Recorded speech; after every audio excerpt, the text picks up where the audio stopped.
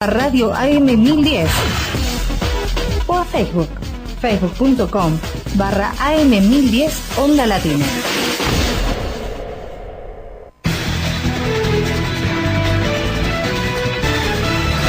Fin del espacio publicitario.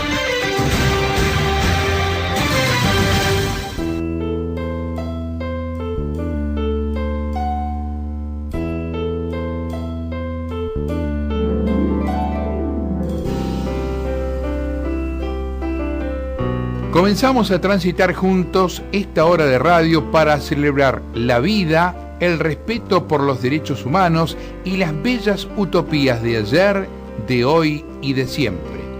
Generación Abierta en Radio. Letras, arte, educación, tu programa de cultura. Idea, producción general y conducción, Luis Raúl Calvo y Nora Patricia Nardo, con la participación especial de Adriana Gaspar, porque compartir los sueños es algo digno para celebrar. Sumate a nosotros en la AM 1010.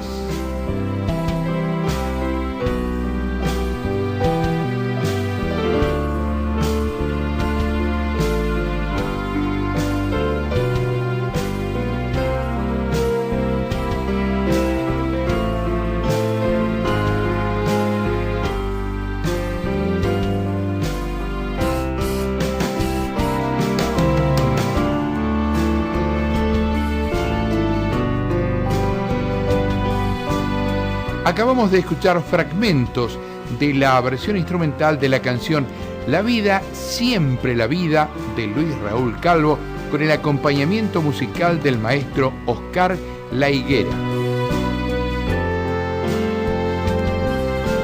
Hola, ¿qué tal? Buenas noches. Nuevamente acá en la AM 1010 Onda Latina con Generación Abierta en Radio.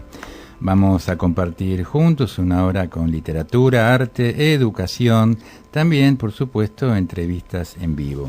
Si querés tomar contacto con nosotros, puedes hacerlo llamando al 4372-2841, 4372-3061, a nuestro correo electrónico que es generacionabierta@hotmail.com y al Facebook de Generación Abierta. Por unos martes, nuestra compañera de tareas, Nora Nardo, no va a estar con nosotros, ya nos contará luego los motivos. Les comentamos que el viernes pasado tuvimos un nuevo encuentro, como ya les habíamos anticipado, de nuestro café literario Antonio Oliverti. En esta oportunidad fue el encuentro número 519 del ciclo que realizamos en San José 524, en el Café Montserrat, y fue una noche, como de costumbre, muy linda, muy cálida, y en la cual recibimos la visita de unos queridos amigos de Córdoba, poetas ellos, que vinieron a la ciudad y específicamente a nuestro café literario para presentar su libro. En este caso me refiero al poeta Julio Castellanos, quien presentó su obra Poesía Reunida, que es un libro que reúne poemas de los diferentes libros que él publicó, y que, como comentara Claudio Suárez, que fue una de las personas que mantuvo un diálogo con él junto con nuestro compañero de tarea Julio Bepré, Claudio comentaba que en realidad fue un libro gestado por los amigos, porque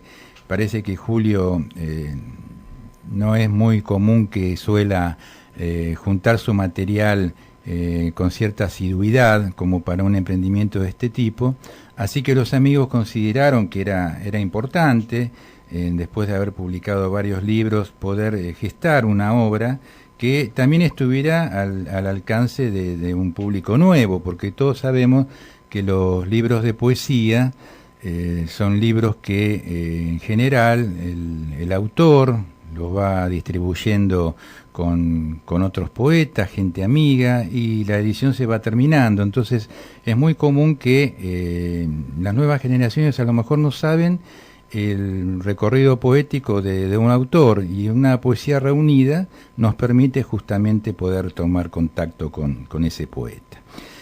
También estuvieron en la parte de poesía leyendo los poetas Marta Oliveri, Daniel del Percio y Bernal Freitas, y en la parte de narraciones breves, Laura Nicastro.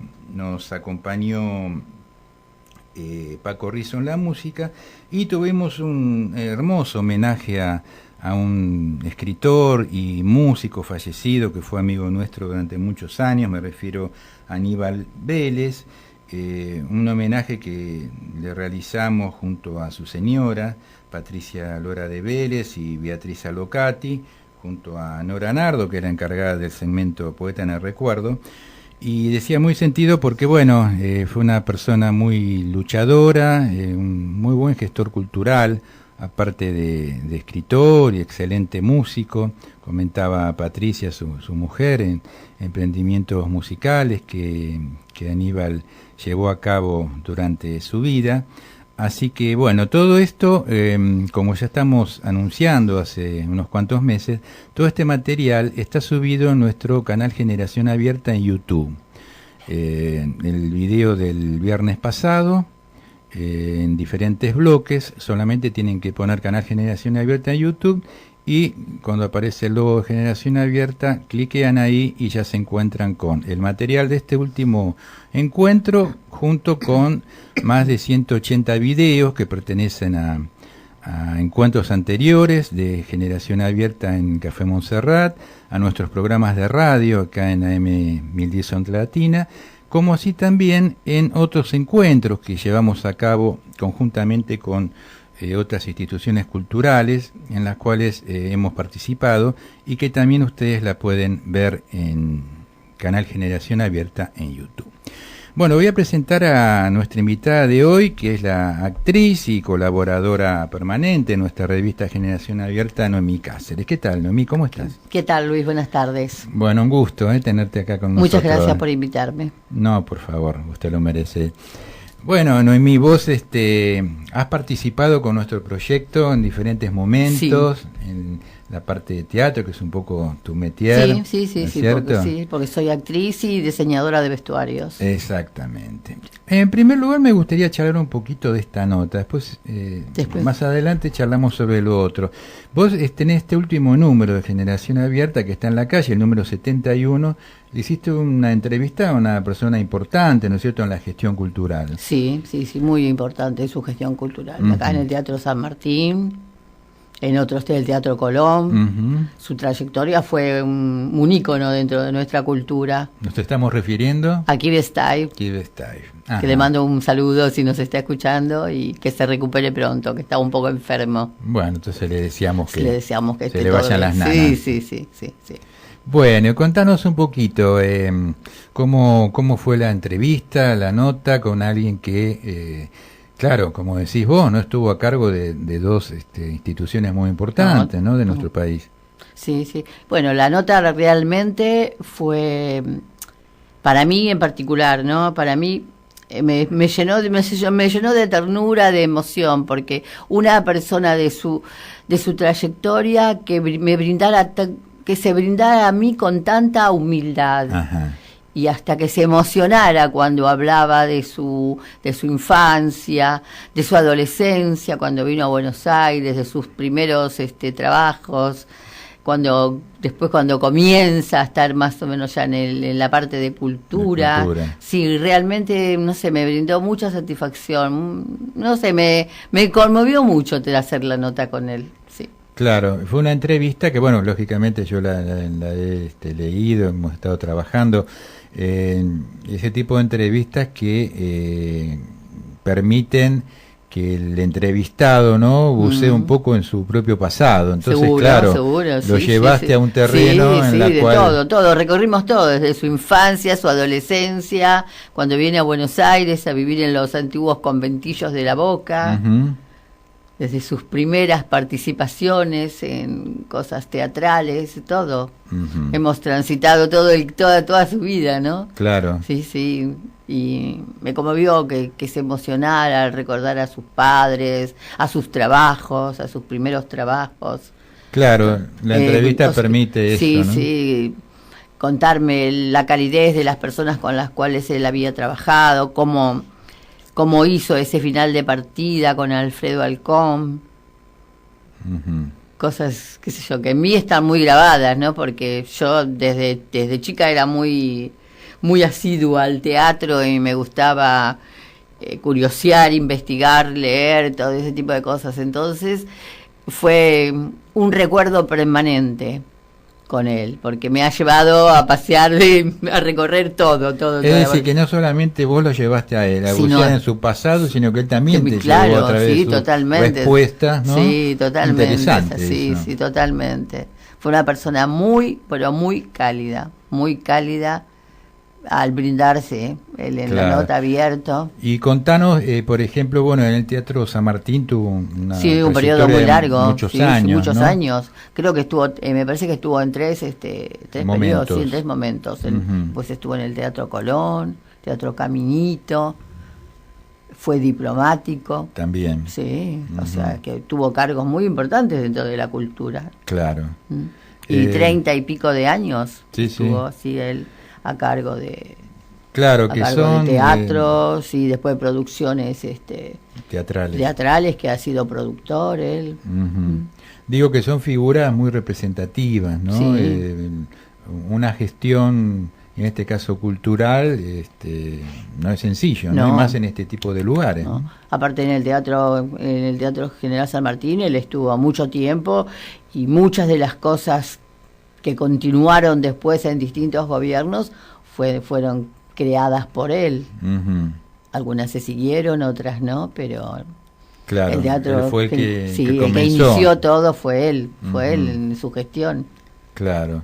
¿Alguna frase que te haya parecido significativa de la entrevista, algún concepto que te parece bueno destacar de lo que haya comentado?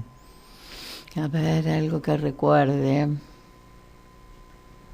Por ejemplo, tenemos ahí en la portada, ¿no? Sí, en la portada tenemos está algo que son conceptos de él. A ver, busquemos.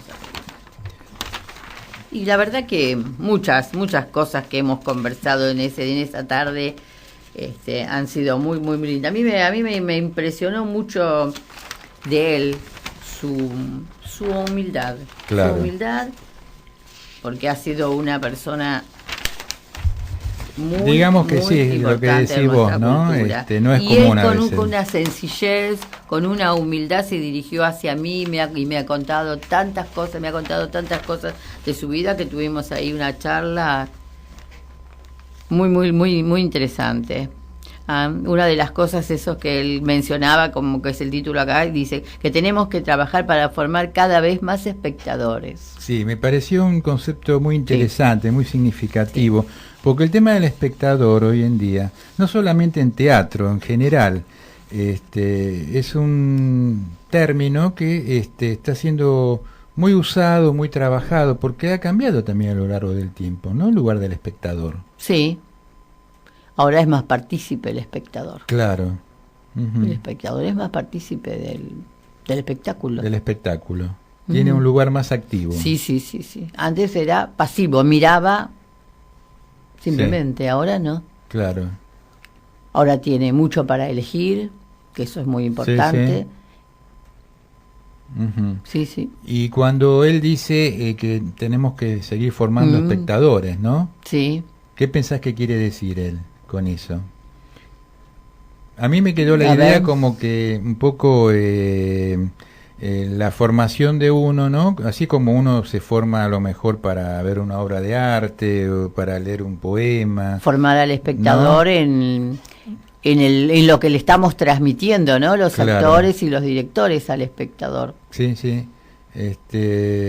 Digamos como que una tarea que no es algo que se estanca, sino que debe ser dinámico, ¿no? Esta formación del espectador. Sí. Sí, realmente muy linda la nota que hiciste. Estamos hablando de alguien que aparte su mujer es actriz, ¿no es cierto? Actriz, comenta un poquito de ella. Sí, María Comesaña, una gran actriz y una amiga también. Que también la tuvimos en nuestra revista. Sí, la tuvimos en el número anterior, creo que sí, estuvo. Sí, en el otro. Sí, estuvo. O sea, un matrimonio, digamos, que sí, gestado, de artistas, ¿no? De artistas. sí. Qué bueno ese. Sí. Bueno, ahora después seguimos Bueno, conversando. Vamos a ir al tema musical. Este mes, como ustedes saben, nos está acompañando el grupo Yes, una banda de rock progresivo británica formada en el año 1968 en Londres, uno de los emblemáticos grupos de la década del 70, junto a otras bandas como Pink Floyd, Genesis, Emerson, Lake and Palmer, por citar algunos.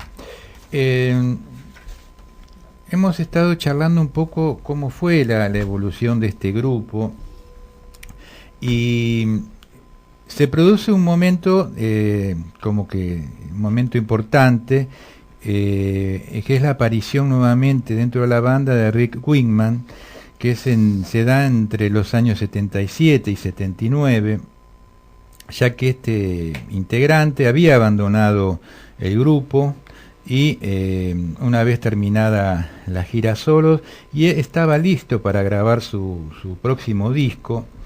Y en 1977, cuando Moras es empujado a dejar la banda, presumiblemente por problemas contractuales y de impuestos con la legislación británica, algo que es bastante común, ¿no?, entre los artistas con los diferentes estados, ¿no? Había también dificultades aparentemente con admitir nuevamente a Rick Wakeman dentro de la agrupación. Esto también, como hemos dicho en otras oportunidades, suele ocurrir, ¿no?, dentro de los grupos. No es fácil convivir permanentemente en proyectos y convivir en la vida, ¿no?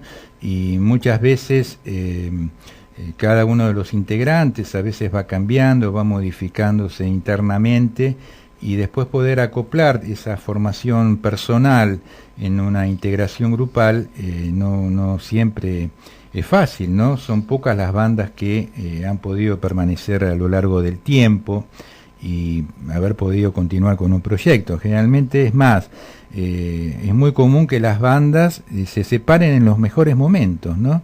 Podemos citar, por ejemplo, los Beatles, ¿no? Es un ejemplo muy claro. Así que bueno, vuelve Rick Wakeman en el año 77 al grupo y se integra nuevamente con el grupo Yes. Y le vamos a pedir a Aníbal justamente para escuchar uno de los temas de esta banda. Adelante, Aníbal.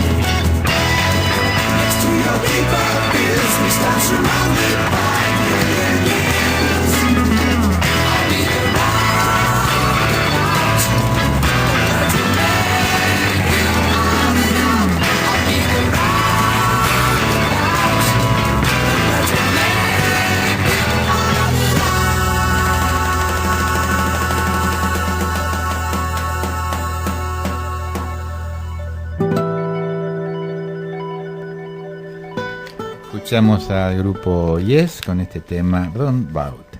Seguimos conversando con Noemí Cáceres, estamos actriz, diseñadora y colaboradora en la parte teatral de nuestra revista Generación Abierta, y estamos charlando un poquito de esta última entrevista que realizara aquí Style.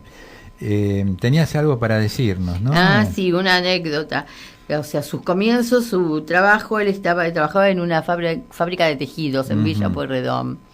Él era asesor contable de esa fábrica porque él estudió ciencias económicas. Ajá. Entonces ahí tiene su primer contacto con el medio artístico porque uno de sus clientes, el hijo de uno de sus clientes era Cecilio Madanes.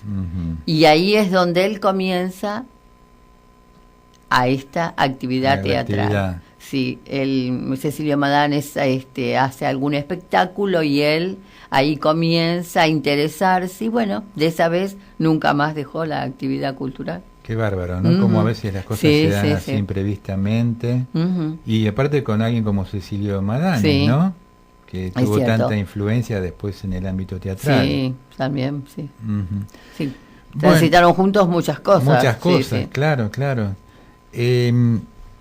Nos contabas, Noemí, que aparte de actriz, sos diseñadora, ¿no es cierto? Sí, de vestuario, Contanos un poquito cómo se ha ido formando toda esta actividad tuya en relación al teatro.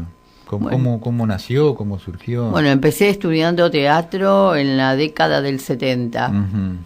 Estudié en la Federación de Empleados de Comercio, donde ahora figura el Teatro Carlos Carela. Sí. Bueno, Bartolomé Mitre. Claro, Bartolomé Mitre, ahí estudiaba yo. Ese teatro fue inaugurado por los alumnos, o sea, por mí. Claro. Ese teatro cuando se inauguró fue inaugurado por nosotros, los alumnos de ahí de la Federación de Empleados de Comercio.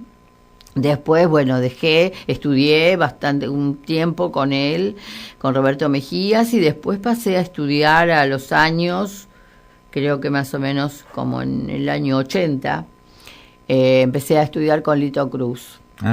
Estudié con Lito, terminé de estudiar con Lito, pasé a estudiar con Augusto Fernández ahí en el mismo estudio, después hice un seminario con Franklin Caicedo. Todos muy buenos docentes. Sí. Augusto Fernández lo nombran mucho todos los actores, ¿no? Sí.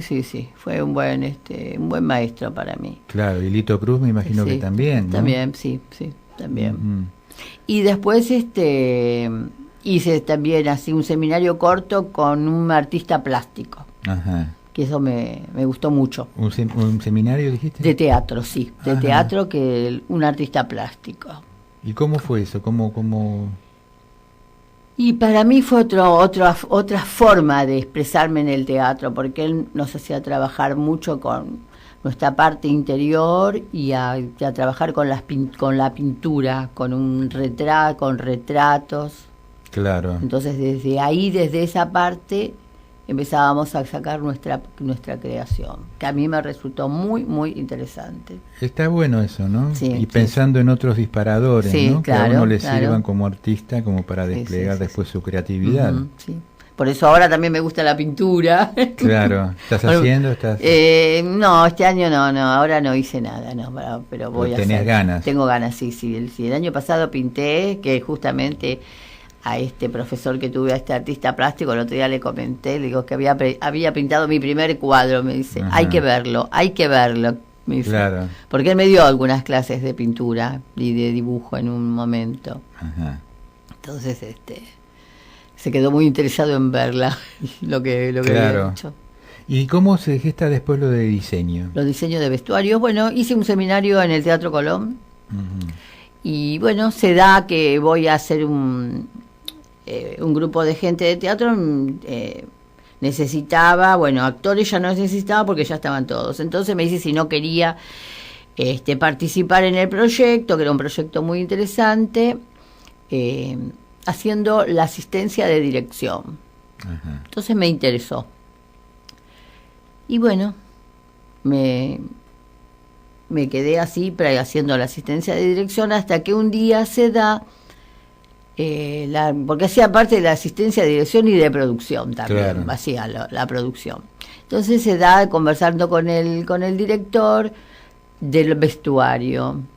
Y un amigo mío, actor, que estaba ahí, él dice, ¿por qué no lo haces vos? Digo, no, yo no sé si me voy a animar. Bueno, me animé y lo hice. Y bueno, fueron buenos resultados porque estuvimos nominados para el premio ACE por el espectáculo ese, y yo particularmente estuve nominada para el premio que ahora en ese momento me parece que era el Florencio Sánchez, que es el de la Casa del Teatro. La Casa del Teatro. Y después el municipal, que ahora que ahora me parece que es el Trinidad Guevara. Sí, sí, sí. Que en ese momento, no me acuerdo, creo que era Gregorio de la Ferrer. Yo recuerdo haber visto una obra que vos participaste en Liberarte hace unos años, que también... No, esa no María era. Comesaña también. Bueno, sí, en el IF estuvimos con María, en el Teatro IF. Ahí estuvimos haciendo Claro. Becket o el honor de Dios, con la dirección de Rubén Pires. Bien. Sí. Sí, fue muy interesante, muy lindo el trabajo. Claro, aparte, bueno, de protagonizar obras de autores tan fuertes, Sí, ¿no? sí. De Anuil fue importante, fue muy lindo. Un amigo mío, Enrique Grande, que fue médico y dramaturgo importante, sobre todo en aquellos años de teatro abierto, en una entrevista que nosotros le habíamos hecho también para nuestra revista, decía que el actor tenía que ir transitando los diferentes lugares del Y sí, del muy teatro. importante. Para Empezar barriendo, decía él. Claro. Hay que empezar barriendo y seguir Sí, yendo por sí. los otros y lugares. bueno, en Becket hasta pintamos unas paredes del Teatro IF, que Claro. yo no hace muchos años fui y todavía la pared estaba pintada como nosotros la Claro. pintamos Sí, sí. para hacer ese espectáculo. Y bueno, a mí me gusta eso de comenzar desde abajo. Desde abajo. Sí. Ujú. Y siendo la asistente de dirección aprendí muchas cosas. Perfecto. Muchas cosas aprendí. Bueno, le mandamos un saludo muy grande a nuestra amiga Elena Barile, que también es actriz, escritora y que hoy cumple años. La hemos visto los otros días en el Café Antonio Liberti, así que bueno, le deseamos lo mejor. La semana pasada Adriana Gaspar comentó posteriormente a lo que había estado desarrollando sobre una muestra que se está llevando a cabo en nuestro país, muy interesante, sobre poesía experimental. Así que ahora la vamos a escuchar porque, bueno, ahora desarrolla realmente en su bloque justamente lo que es esta muestra. Así que le pedimos a Aníbal de ir a Artes Visuales con Adriana Gaspar. Adelante. Vamos con Adriana Gaspar, vamos a retomar el contacto para charlar un poquito sobre artes visuales. ¿Qué tal, Adriana? ¿Qué tal, Luis? ¿Cómo te va? Bien, muy bien. Bueno, hoy para comentar una muestra que está hasta el 23 de julio, que fui a ver, que se llama Poéticas Oblicuas, modos de contraescritura y torsiones fonéticas en la poesía experimental, 1956-2016. Algo habías adelantado la semana pasada. Yo algo había adelantado porque, bueno, esta muestra está muy relacionada con todo lo que vinimos hablando de la obra de Edgardo Vigo. Yo había comentado, bueno, más allá de toda la trayectoria de Vigo, que justamente en esta muestra había mucha obra de Vigo y también en el Museo de Bellas Artes. Y la verdad que, bueno, es una exposición que convoca una selección de manifestaciones de la poesía experimental de nuestro país, ¿no? Y la muestra incluye poesía visual, fonética, oral, performática, hipertextual, interactiva, videopoesía. Cuando decimos experimental, ¿qué queremos decir, Adriana? Y bueno, lo que pasa es que intervienen distintos factores y distintos lenguajes, y pensemos en la época. Estamos hablando de un recorrido que va de 1956 a nuestros días, que no sería lo convencional y lo tradicional, que tiene que ver justamente con el lenguaje poético, ¿no? Con lo institucionalizado como lenguaje poético, el que podemos de pronto leer en un libro. Esto trasciende las fronteras de un libro, ¿no es cierto? Uh-huh. Y se puede convertir en otro soporte. ¿Se podría decir que lo experimental es algo que está en trayecto? ¿A qué te referís con algo que está en trayecto? Claro, porque, digamos, a veces se suele un poco como catalogar, ¿no? Determinadas estéticas, determinados movimientos. Por ejemplo, determinado tipo de poesía como que determinada poesía está cristalizada, ¿no?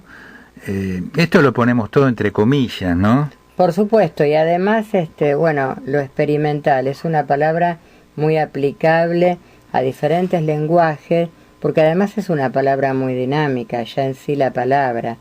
Entonces, es algo permanente y es una constante lo experimental, claro, ¿no? Una muestra en la que tiene, digamos, tres aristas visuales, ¿no? Tres plataformas, podría decir. Un eje que tiene como tres aristas, tres plataformas que se encargaron de difundir y articular las actividades de esta estética experimental, como vos dijiste recién.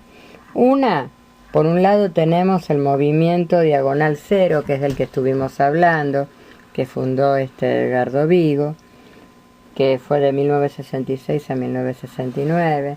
Por otro lado tenemos el Grupo Paralengua, 1989-1998, y desde 1996 en adelante, Vórtice Argentina.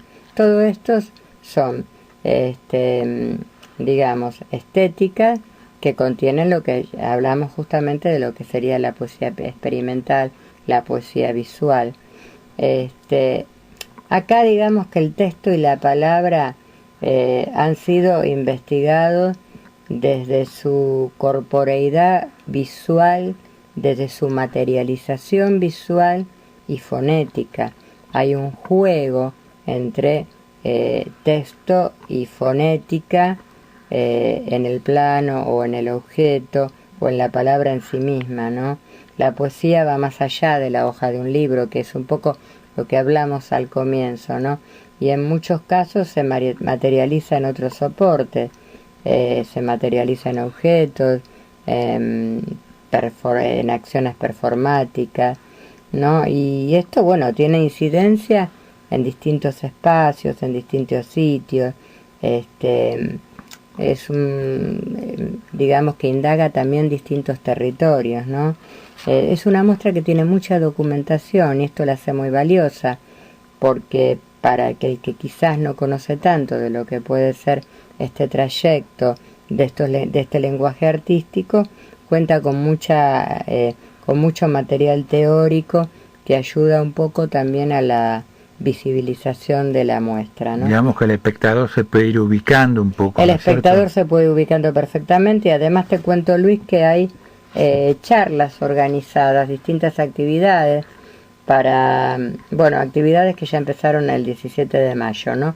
Pero tenemos una el 2 de junio, tenemos otra el 15 de junio, el 15 de junio hay un encuentro con los curadores, que son Fernando Davis y Juan Carlos Romero. Juan Carlos Romero, un artista plástico con gran trayectoria en esta temática. Después tenemos otra el 29 de junio, el 13 de julio, y el día incluso de la clausura, poesía oral, fonética y performática, ¿no? Bueno, la verdad es que intervienen muchísimos poetas, artistas plásticos, como vos dijiste la vez anterior, interviene el amigo nuestro Javier Robledo. Yo, si querés, menciono todos los artistas que participan, son unos cuantos, Alejandra Boquet, Jorge Bonino, Mauro Cesari, Roberto Signoni, Débora Deitch, Jorge de Luzán, Gutiérrez, Claudia del Río, Mirta Dernamisic, Fabio Doktorovich, Roberto Ilía, María Lilian Escobar, Luis Espinosa, Carlos Esteves, León Ferrari, Belén Galle, Omar Gancedo, Fernando García Delgado, Carlos Ginsburg, Ladislao Pablo Gogri, Leandro Cat, Elena Lucas, Claudio Manfiesta, Hugo Mazuero, Daniela Mastendraga, Alberto Méndez, Margarita Pasca, Hilda Paz, Luis Paso, Jorge Santiago Perenni, Javier Robledo, Susana Rodríguez, Juan Carlos Romero, Javier Sobrino, Alejandro Thornton, Ana María Uribe, Edgardo Antonio Vigo, Ivana Boyaró y Horacio Zavala. En el caso de Jorge Perenni, que es el poeta que nosotros tratamos y con quien compartimos muy grato momento, es como un homenaje también, porque es un poeta fallecido hace algunos años. Y sí, en cierta forma es, creo que un homenaje, ¿no? Haber incorporado el trabajo de él que tanto hizo por por este lenguaje experimental. Yo la verdad que yo no hablaría de poesía experimental, yo hablaría ya de un lenguaje experimental, porque cuando ya intervienen, esto se convierte en otros soportes, tanto soportes materializados como más efímeros. Yo hablaría de lenguajes experimentales, ¿no? Uh-huh. Que han sido muy bien conceptualizados por estos artistas. Que se ha ido consolidando con el tiempo. Totalmente. Bueno, Adriana, realmente muy interesante y mucho tiempo hay como para poder seguir viendo esta obra. Algo importante es la dirección. Uh-huh. Fundación OSDE, Suipacha 658, y tiene un horario muy amplio, de lunes a sábado de 12 a 20. De 12 a 20, muy bien, Adriana. Bueno, nos reencontramos la semana próxima. Hasta el próximo martes. Que sigas muy bien. Seca la lengua de tanto polvo, se abre la grieta y metemos la mano en la llaga del tiempo, conteniendo la respiración, mientras el polvo entra y tapa los cuerpos. Anochece y el cielo hace barro de esos cuerpos sin piernas, sin ojos. Se abre la grieta, devorando la palabra. Este poema pertenece al libro Río Adentro de Liliana Mainardi, nacida en junio de 1972. Tenemos algunos datos que figuran en la contratapa del libro. Dice, por ejemplo, se crió entre plantas y calles de tierra, de familia viverista en Tortuguitas, provincia de Buenos Aires. Dedicó sus estudios al paisajismo, siendo esta su profesión y pasión. La escritura la encuentra en el año 1998, cuando participa de talleres literarios y comienza a sumergirse en la poesía. En el año 2004 se muda al interior, residiendo hasta el día de hoy en Cortadera, San Luis, participando en diferentes actividades culturales y educativas en relación a la escritura. Liliana Mainardi ha publicado su poesía en varias antologías, participado también en diversas mesas de lectura, y este libro Río Adentro, que fue publicado el año pasado, lleva un prólogo de Bernie Rosenfeld que está muy interesante porque relaciona un poco la obra, se mete un poco después en algunas reflexiones de Gastón Bachelard. Dice, por ejemplo, no se intente leer este poemario sin elegir un día cálido, encontrarse liviano de ropas y dispuestos al chapuzón, porque la manera tan particular de la escritura de Liliana Mainardi, también bautizada esta entrega como Río Adentro, les recorrerá como fresca savia las venas y les transformará en afluente de un delta de magia poética. Es así como le desbordan a ella sus propios cauces vitales, las vertientes de lo que ocurre a su alrededor, tal como un momento de iluminación impulsó a un poeta fluvial como Juan L. Ortiz a proclamar de pronto «Soy el río». De manera similar, Liliana siente y logra para sus lectores que la consabida distancia entre arte y realidad se vuelva borrosa.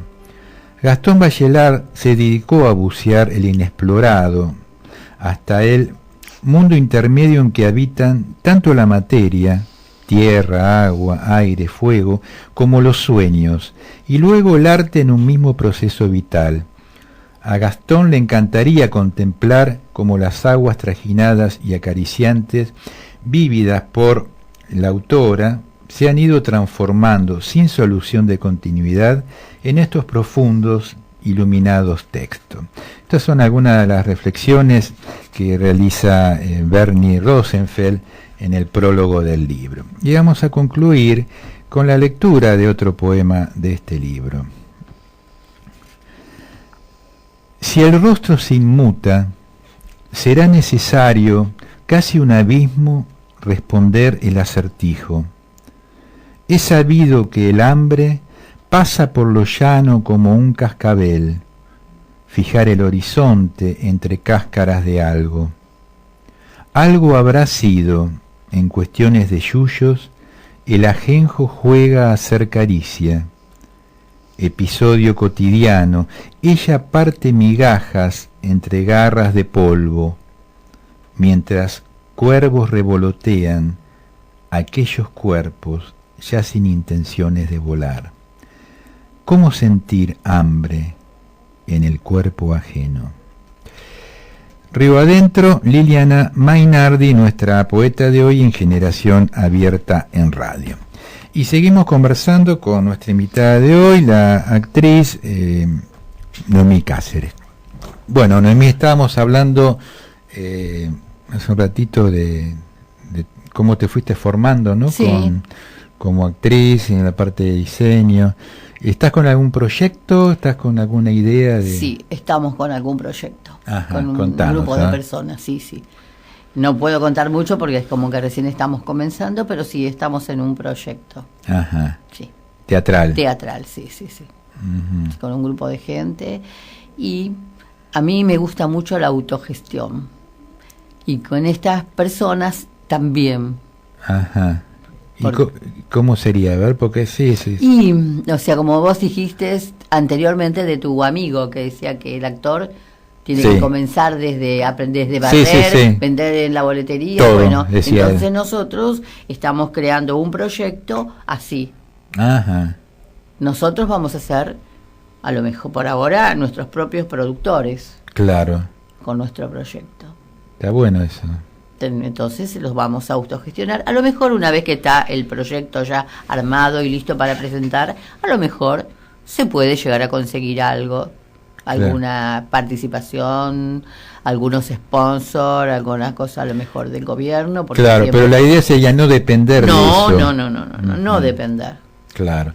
Es común en teatro los proyectos cooperativos, ¿no es cierto? A mí me gusta, me interesa la autogestión. Claro. Sí. Porque uno se desarrolla de otra forma. Ese producto nació y creció entre el grupo. Claro, entonces es muy lindo. Sí, es verdad. Es algo, digamos, que es de uno y es del grupo, pero nace de ese seno, ¿no? Sí.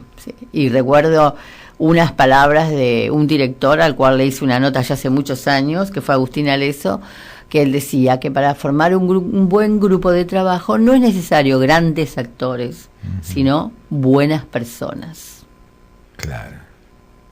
Está bueno eso. Que uno puede aprender a desarrollarse sobre el escenario, pero en la parte humana no se puede aprender. Hay que formar grupos con buenas personas. Claro. Aparte, en esto que son grupos porque la convivencia, que participan tantas personas. Aparte de la convivencia. Claro. Son muchas horas. Son muchas horas. Entonces se necesita. Y aparte llevar un proyecto adelante que se tiene que, en algún momento la puesta en escena tiene que estar, ¿no es cierto? Sí. ¿No? Es decir, tiene que haber un compromiso de uno en ese proyecto grupal, ¿no? Porque si no, si uno se manda una macana, tira abajo el proyecto. No, por eso es que él decía que a él le gusta por eso decía, en esa nota me decía que a él le gusta trabajar, a lo mejor no busca excelentes actores, sino buenas personas que estén dispuestas a trabajar y a convivir con el grupo. Claro. Sabias palabras, ¿no? Sí. Sí. Porque eso ayuda también, ¿no? Ayuda también a uno a saber de pronto cómo relacionarse con aquellas personas con las cuales uno siente que puede llevar adelante un proyecto, ¿no? Sí. Porque a veces también tiene que ver con las formas de ser, con las personalidades, ¿no? Sí. Bueno, pero si uno tiene la sabiduría para manejarse, no todos pensamos igual. Claro. Entonces, distintos pensamientos pueden formar un buen grupo humano. Claro. Si uno tiene esa sabiduría interior para poder relacionarse con las otras personas. Claro. Eso está muy bueno.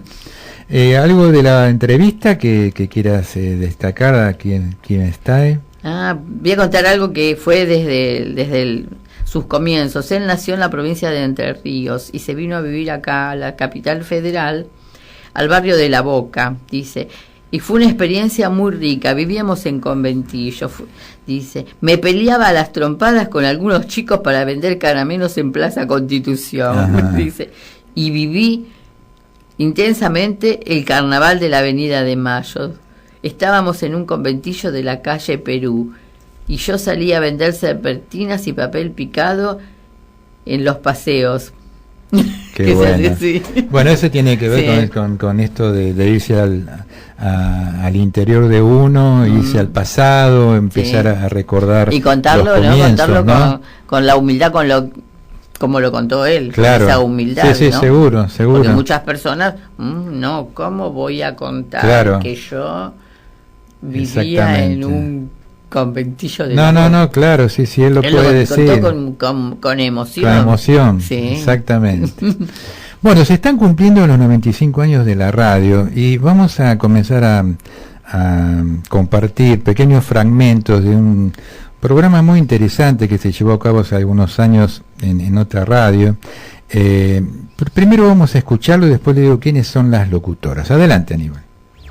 Del mundo, de la Argentina. La primera transmisión radial del mundo se hizo en la Argentina. El radioaficionado Enrique Susini y sus 3 amigos, César Guerrico, Luis Romero Carranza y Miguel Mujica, a quienes luego se los llamó los locos de la azotea, fueron los responsables de la emisión de la ópera Parsifal, considerada la primera transmisión radial del mundo, desde el Teatro Coliseo de Buenos Aires. Era en la calle Cerrito y Charcas. Aquel 27 de agosto de 1920, entre las 21 y la medianoche, nació una historia controvertida, curiosa y apasionante. Radio Argentina. Señoras y señores, la Sociedad Radio Argentina les presenta hoy el Festival Sacro de Ricardo Wagner, Parsifal, con la actuación del tenor Mastri, la soprano argentina Sara César, el barítono Rossi Morelli y los bajos Chirino y Paggi. Todos bajo la dirección de Félix von Wingarler, secundados por el coro y orquesta del Teatro Constanzi de Roma.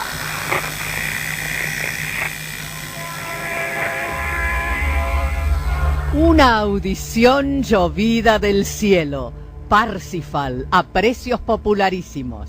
Así tituló el diario La Razón del 28 de agosto de 1920. Una crónica firmada por el crítico de música Miguel Mastrogianni. La noche anterior se había realizado la primera transmisión radial del mundo desde el Teatro Coliseo.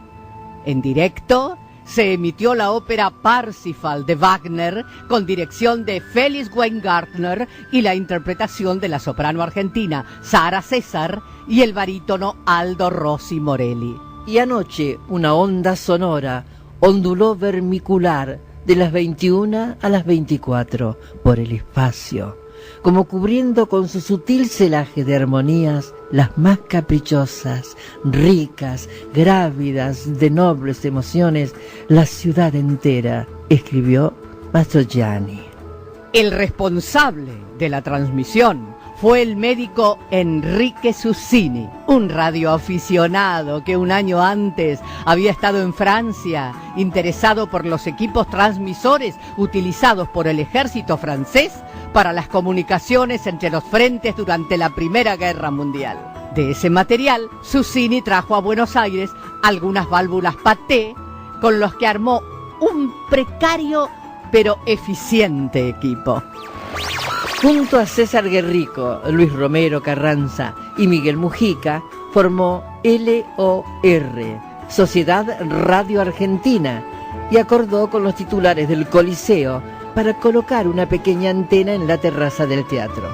Por esa idea, los 4 amigos fueron llamados los locos de la azotea. Los locos de la azotea. Los locos de la azotea. Aquella noche, pocos minutos después de las 9, unas 50 personas, además de los tripulantes de un barco anclado en el puerto de Santos, en Brasil, escucharon Parsifal en las pocas radios de galena que existían. El presidente Hipólito Yrigoyen comentó: cuando los jóvenes juegan a la ciencia es porque tienen el genio adentro. Primera en el mundo. La emisión de la ópera Parsifal del 27 de agosto de 1920 fue una de las tantas transmisiones radiales que por ese entonces se realizaban en forma experimental, tanto en la Argentina como en otras partes del mundo. Sin embargo, se la puede calificar de la primera en el sentido que se trató de transmisión de una obra artística completa e inauguró la regularidad y sistematización en el servicio, ambas condiciones que aún no se habían producido. Recién el 2 de noviembre de 1920 se emitió en los Estados Unidos el primer programa de radio que difundió desde Pittsburgh los resultados de las elecciones presidenciales.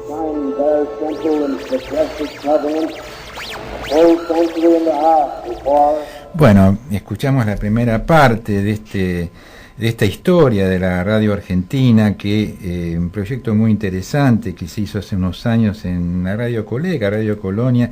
Las voces son de dos locutoras emblemáticas de los años 60, 70, 80. Me refiero a Rita Morán y Beba Vignola. A vos te sonaban conocidas, ¿no es cierto? Sí, Vignola me parece que es la voz que más recuerdo, me parece. Claro. Bueno, muy interesante. Es una historia que toma generalmente los primeros años y marca los comienzos, ¿no? Eso es lo bueno, porque permite ir conociendo cómo se fue gestando todo eso. Bueno, y nos estamos yendo. A mí fue un gusto realmente. Muchas gracias por invitarme. Con nosotros, y bueno, ya te invitaremos en otra oportunidad para seguir charlando. Bueno. Mucha suerte con el proyecto. Gracias. Bueno, queremos agradecerle a Aníbal Guerrero, nuestro operador, y nos vamos, amigos, hasta el próximo martes, recordando que compartir los sueños es algo digno para celebrar. Muchas gracias.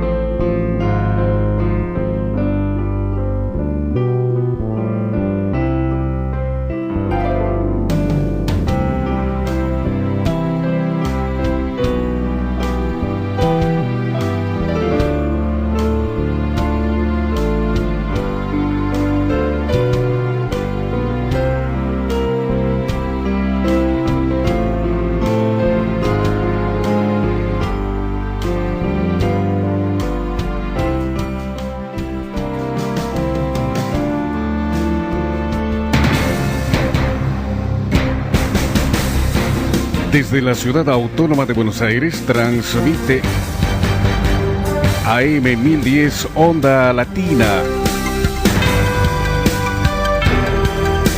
Sonido e imagen hacia los 4 puntos cardinales del planeta Tierra.